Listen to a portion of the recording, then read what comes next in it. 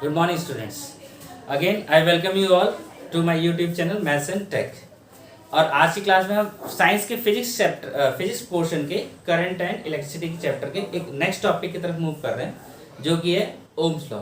आपको बता दूं कि ये एग्जाम्स का फ्रीक्वेंटली आस्क्ड क्वेश्चन होता है, मतलब हर साल इस क्वेश्चन को पूछा जाता है। लगभग इसकी एप्लीकेशन को पूछ लिया जाएगा या फिर डायरेक्ट ओम्स लॉ को पूछा जाएगा। तो आज हम इस ओम्स लॉ को स्टडी करने वाले हैं। ओम्स लॉ के बारे में बता दूं आपको, ये ओम्स लॉ जो हमारा इन्वेंट किया गया था वो एक जर्मन साइंटिस्ट थे, जॉर्ज साइमन ओम। ये थे जॉर्ज साइमन ओम और इसकी डिस्कवरी हुई थी 1827 में, जो कि जर्मनी के थे। तो बिना देरी किए स्टार्ट करते हैं डायरेक्ट हम कि क्या होता है ओम्स लॉ और इसके यूजेस क्या होंगे, फिर इसको कैसे अप्लाई करा जाएगा। तो डायरेक्ट स्टार्ट करते हैं डेफिनेशन से।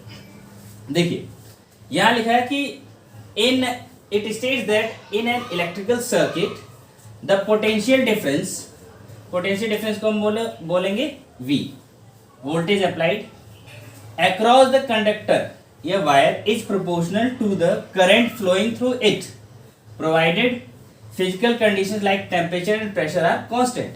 अगर temperature and pressure are constant हैं तो क्या होगा, V जो होगा वो प्रोपोर्शनल होगा किसके, करंट के, जो कि उस वायर के थ्रू या कंडक्टर के थ्रू फ्लो कर रहा होगा।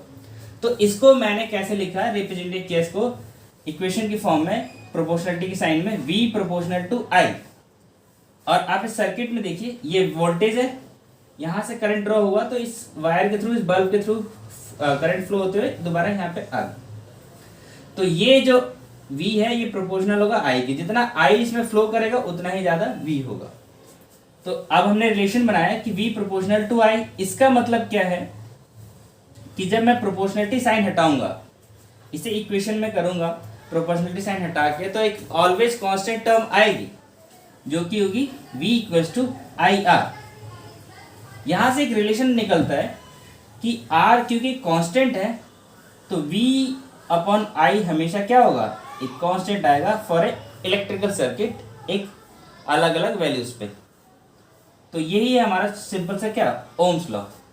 इसकी एक कंडीशन और है कि V अपन I हमेशा कांस्टेंट होगा, चाहे आप V की कुछ भी वैल्यू बदलते रहिए उसके अकॉर्डिंग I आता रहेगा। अभी एक मैं ग्राफ भी बताऊंगा आपको इसके रिलेटेड, ताकि आपको और क्लियर हो कि कैसे ये हो रहा है कि भाई V अपन I हमेशा कांस्टेंट हो रहा है। और ये R जो है एक फिजिकल क्वांटिटी है जो कि करंट को अपोज करती है। इस R के बारे में मैं नेक्स्ट वीडियो जब बनाऊंगा इस फिजिक्स चैप्टर का ही, तो R के बारे में हम उसमें अगले में डिटेल्स में बात करेंगे कि R एक्चुअल में क्या होता है और उसकी रिलेशंस कैसे कैसे होते हैं। फिलहाल के सिर्फ इतना समझिए कि R एक ऐसी फिजिकल क्वांटिटी है जो कि करंट को अपोज करती है एक इलेक्ट्रिकल सर्किट में। और ये R क्या है, कांस्टेंट है for an electric circuit V upon I की फॉर्म में। तो आप प्लीज इसे स्क्रीनशॉट ले लीजिए और फिर हम इस ग्राफ के थ्रू समझते हैं कि ये R कांस्टेंट कैसे है एक इलेक्ट्रिकल सर्किट में। यस तो स्टूडेंट्स, अब हमने ओम्स लॉ की डेफिनेशन पढ़ ली कि V प्रोपोर्शनल टू I होता है। इसका मतलब क्या है कि जैसे जैसे V बढ़ेगा वैसे वैसे I बढ़ेगा, और I जैसे जैसे इंक्रीज करेंगे वैसे वैसे V पे इंक्रीज करेगा। यानी एक क्वांटिटी डिपेंडेंट है दूसरे क्वांटिटी पे, तो अगर मैं एक को बढ़ाता हूँ तो दूसरी क्वांटिटी भी इंक्रीज करेगी। तो आइए इसके ना एक प्रैक्टिकल एप्लीकेशन को समझते हैं एक रैंडम डेटा से। देखिए R equal to V upon I है, मैंने कुछ वैल्यूज ली हैं कि सपोज करते हैं इस इलेक्ट्रिकल सर्किट में पहले मैंने वोल्टेज रखा 1 वोल्ट, तो करंट हमारा ड्रॉ हो रहा था 0.5 करंट हो रहा था। फिर मैंने क्या करा, वोल्टेज की वैल्यू डबल कर दी यानी 2 कर दी, तो करंट भी डबल हो गया। 0.5 का डबल कितना हो गया, 2 हो गया।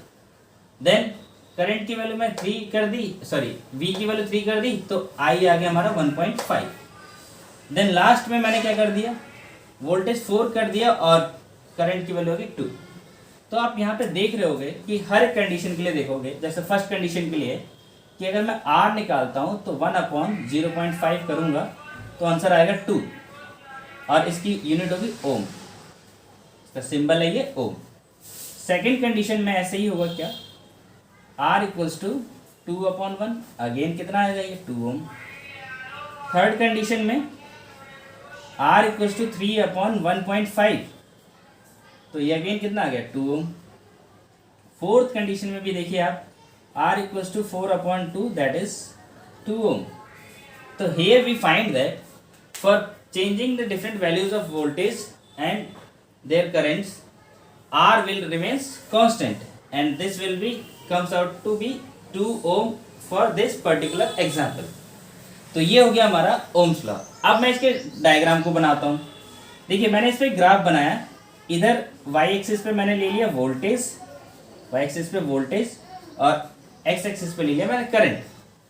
ये ओरिजिन हमारा 0.5 1 1.5 2 1 2 3 4, तो करस्पॉन्डिंग कोऑर्डिनेट्स को हम प्लॉट कर रहे हैं। तो 0.5 और 1 ये हो गया, 1 और 2 ये हो गया, 1.5 और 3 ये हो गया, 2 और 4 यहाँ पे आ गया। जैसे ही मैं इसे ज्वाइन करूंगा, एक स्केल से सीधे ज्वाइन करूंगा, तो it will pass through origin. तो इट डिपिक्ट्स दैट कि जैसे जैसे मैं वोल्टेज इंक्रीज कर रहा हूँ, करंट इंक्रीज कर रहा हूँ, तो क्वांटिटी दोनों एक दूसरे पे चेंज हो रही है, डिपेंड करते हुए।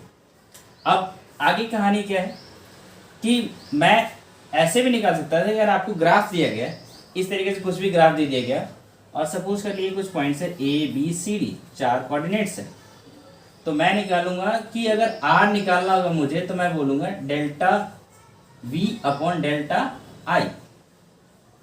डेल्टा का मतलब क्या है? चेंज। इस सिंबल को बोलते हैं डेल्टा, ट्रायंगल जैसा लग रहा है, इस सिंबल को बोलते हैं डेल्टा, कि change in V upon change in I। Suppose करते हैं कि मैं A और C को ले लेता हूँ, A और C को, तो अगर मैं डेल्टा C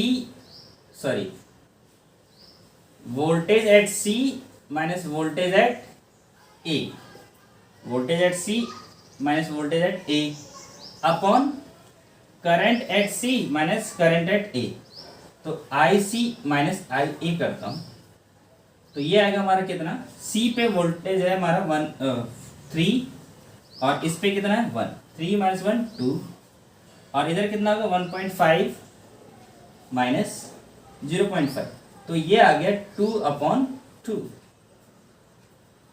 सॉरी ये बनाया, तो अगेन क्या आ गया 2 ओम।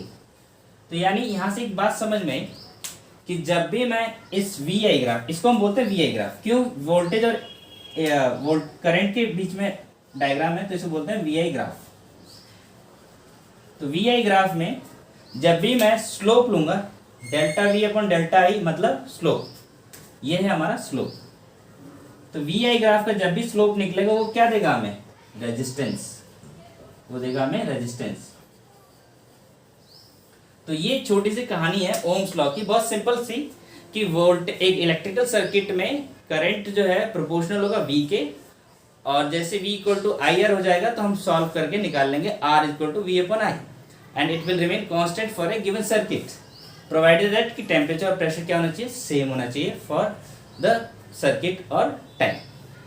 तो this is all about the Ohm's law. इस पे हम अगली क्लास में करेंगे कि R की वैल्यू के ऊपर हम स्टडी करेंगे, R क्या होता है एक्चुअल में और उसके ऊपर क्या क्या एप्लीकेशंस है। This is all for the today's class. Thank you and have a nice day, and please subscribe the channel for the more videos of science and maths. Thank you.